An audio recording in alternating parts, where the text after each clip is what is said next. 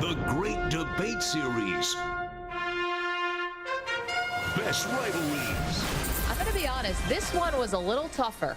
Greatest movie star rivalry, Perloff. And would you like to go first or like me to go first? I can tell you the inspiration for... I was struggling on this one. Yeah, you go first. I was struggling big time. And then I'm going to say it wasn't divine intervention, but for some reason this week, out of nowhere, I decided to watch the documentary about Arnold Schwarzenegger. And I'm going to tell you guys, that's pretty out of my wheelhouse. I never would have watched this, but for some reason, the universe made me click on this on Netflix. It's excellent. I've been through 2 out of the 3 episodes. And this is where I learned of the blood feud that exists between Arnold Schwarzenegger and Sylvester Stallone. Here's how Stallone sees it. Well, we were very competitive. Yeah, I think hate's a good word. Did you ever hate somebody so much you go, I got to get to the gym. I got to, and, you know, a musician go, oh, I hate this guy. I'm going to blow him away next audition. No, I really respect this guy. I think he's brilliant. What he's done, what he's accomplished, he's had 3 different careers. Oh, he's great. But I want to strangle him. You want to strangle him? There you go. This is a real rivalry that I didn't know about, Perloff, because I was born in the 80s. So I've got to enjoy all the crazy action movies from the 80s and early 90s.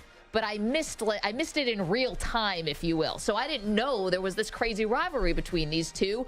They have been rivals for decades. Yeah, I mean, when you said blood rivalry, there were so many puns I wanted to talk about here. Right. Do you mean the first blood rivalry? Yes. Fake blood rivalry? Yeah. Yeah, they were, you know, you look back at those movies and they could never get, I don't think they would get what's the word? Greenlit today? Greenlit, yeah. Because they were just like, all right, here's the plot. You're going to cut your sleeves off and kill 600 people. Yeah, I guess it'd be John Wick now. Yeah. But they were crazy. I grew up on those movies. And, you know, Commando, I must have seen 1,000 times. Well, that's where Stallone says that one of the rivalries started because he did Rambo. Yeah. And then Schwarzenegger did Commando. Well, I don't think they were that similar, by the way. Rambo was like a searing political critique. Commander was get to the chopper and just kill people. There was no next level at anything Schwarzenegger was doing. So, okay, I'm going to put this out there, and I wonder who agrees with me. Now, Sylvester Stallone has all the Rocky movies that are like interspersed through like the 80s, 90s. I know, I apologize, Sly. But this is quite a run here from Schwarzenegger, okay? You have Terminators in 84. But then if we start in 1988, he does Twins, Total Recall, Kindergarten Cop, Terminator 2, and True Lies, all in like a 5 or 6 year span. And what range? Comedy, action, sci-fi, all of it. That's like a pretty solid run. Now, I know Sylvester Stallone, because every couple years he's getting a Rocky in there, so it's like, all right, another iconic movie. Yeah, that's a pretty darn good run from Schwarzenegger. Twins, Kindergarten? I mean, Twins is awesome. Ivan Reitman directed that. Twins is hilarious. It's okay. It's so heartwarming. Kindergarten Cop? It's not a tumor. It's so memorable.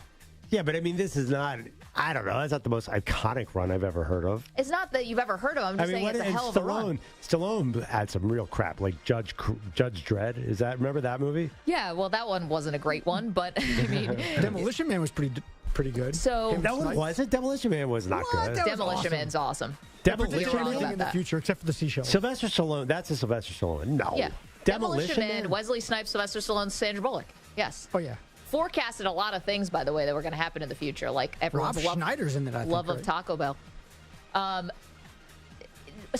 I don't think ever had a run like Schwarzenegger had a run. It was a little more spread out.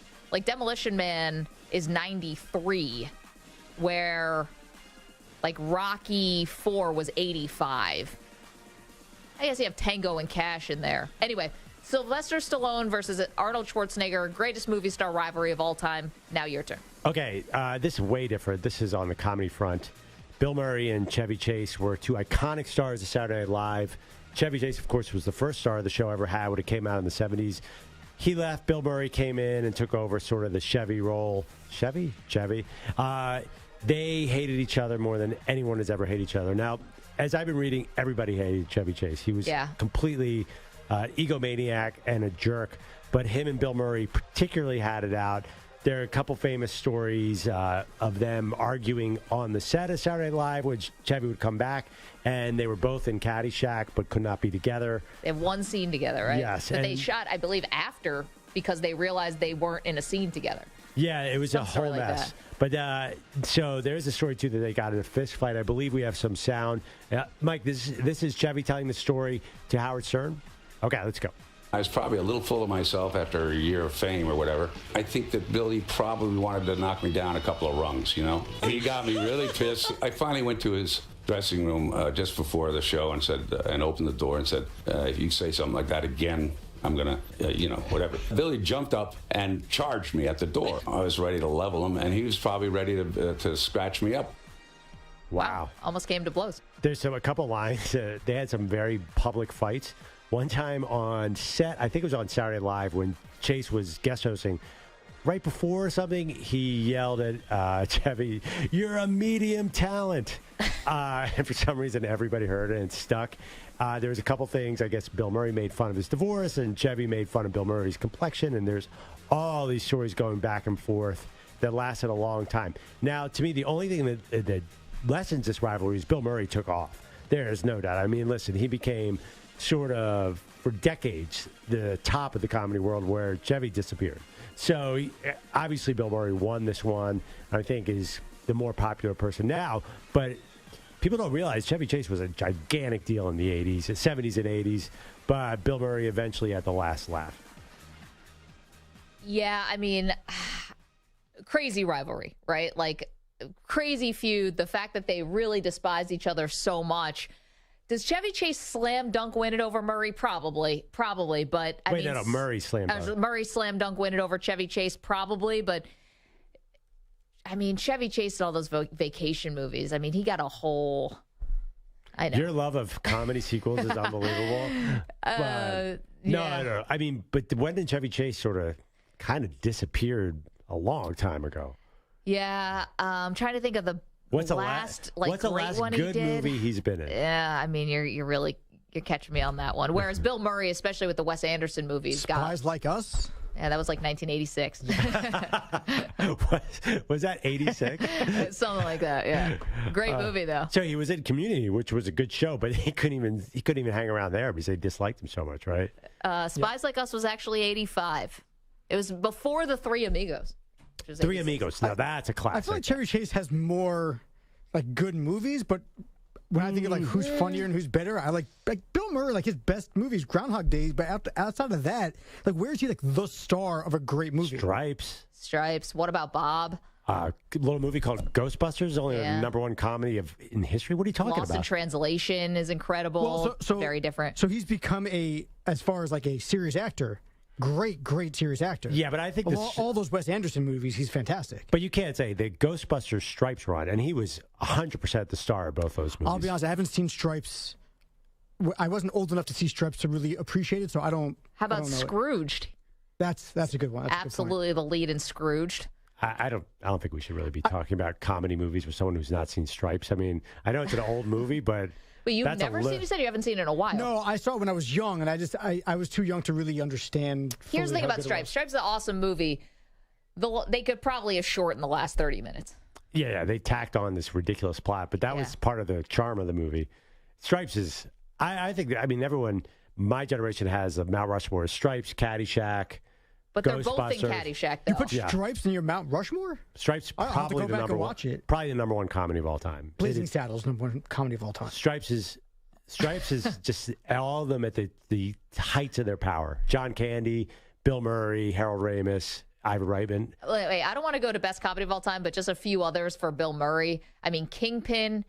He's so good as the opposite Woody Harrelson. He's not the star that he's in a lot of good movies, but as far as being the star, but I walk it back. You've named enough great movies. Like Scrooge is one of those that you just can't forget. Every holiday season, it's just so good.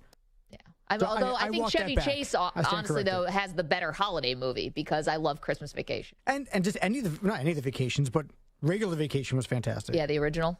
European Vacation underrated. Yeah. Vegas Vacation I could do without. Fletch Lives I could do without. The original Fletch, though, that's maybe in my Mount Rushmore of comedies. Oh, man. I'm just going to shut up. Perloff's got an opinion. Maggie with her comedy sequel takes. You don't think Christmas Vacation is a good Christmas movie? Vacation is good, just in general. European Vacation is underrated. I just honestly, if we lost Hey, any, kids, Big Ben. I mean, it's got iconic lines. They could even get Michael Anthony Hall to come back for the movie. Well, they had another Rush. There's been like 4 Rusties, I think. Yeah.